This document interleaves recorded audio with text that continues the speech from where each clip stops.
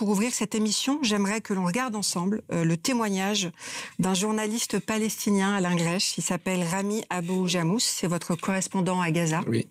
Voilà, donc on va regarder tout simplement son témoignage et puis on en parle après.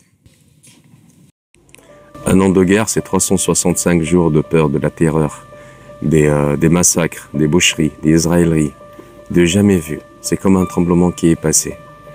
Non seulement on vit sous la terreur et le bombardement, mais on vit aussi des conditions de vie très difficiles.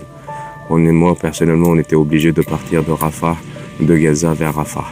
À Rafah, on était dans un petit T1 partagé avec une autre famille. Après Rafah, on était obligé de partir pour les mêmes raisons parce qu'on était encerclé par l'armée israélienne, par les chars. Donc on était obligé de partir. Mais cette fois-ci, on est parti à Deir el-Balah. À Deir el-Balah, malheureusement, on n'a pas trouvé un appart pour se réfugier. Donc on était obligé d'implanter une tente et de vivre sous une tente. Vivre sous une tente, c'est vraiment l'humiliation totale. C'est pas faire un camping à la montagne ou bien à la plage, mais plutôt vivre dans des conditions très difficiles. Vivre avec les reptiles, avec les insectes, avec la mouche, avec le sable, avec la poussière. Vivre dans la chaleur comme dans un enfer. Donc c'est une vie vraiment d'humiliation. À part les bombardements et les israéleries, il y avait aussi la guerre de la famine. Il n'y avait plus rien à manger. C'est toujours le cas. Aujourd'hui, il y a quelque chose à manger, mais les prix sont extraordinaires. C'est pas du tout normal. C'est 10 fois, voire 20 fois le prix. Et les gens, ils n'ont pas la capacité d'acheter chez ce genre de produits. C'est pour ça que la majorité des gens, ils ont maigri. Et c'est la malnutrition. Il y a beaucoup des enfants qui sont morts à cause de la malnutrition. Et tout ça, c'est pas encore fini. En même temps, il n'y a plus rien pour les enfants. Il n'y a pas d'école, il n'y a pas de jardin d'enfants, il n'y a pas d'université, il n'y a plus rien. Il n'y a pas de vie, il ne reste plus rien. C'est comme si c'est un tremblement de terre qui est passé, et ce tremblement de terre, il n'a rien laissé. Il a touché la pierre, l'arbre, l'homme, il a tout construit, il a tout détruit. Il n'y a rien qui reste. Ceux qui sont toujours survivants de ce génocide, que moi je l'appelle un gazacide, ils restent tout le temps juste pour survivre et essayer de rester en vie.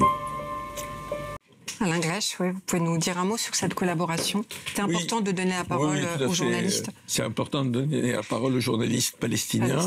Depuis le 28 février, ils couvrent pour nous la vie quotidienne à Gaza. Qu'est-ce que c'est de vivre sous les bombes? Qu'est-ce que c'est d'être déplacé tous les jours?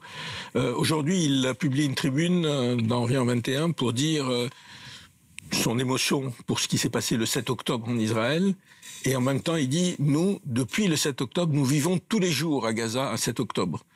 Et le fait d'avoir des images et de faire parler des Palestiniens est très important, d'autant plus qu'on peut constater qu'à part Blast ou quelques autres, personne n'a donné la parole aux dizaines de journalistes palestiniens qui travaillent à Gaza, dont beaucoup ont été tués par l'armée israélienne, et donc on a dit il n'y a pas d'image, et personne ne met en cause, et j'ai vu peu de protestations de journalistes sur le fait qu'Israël interdit les journalistes là-bas.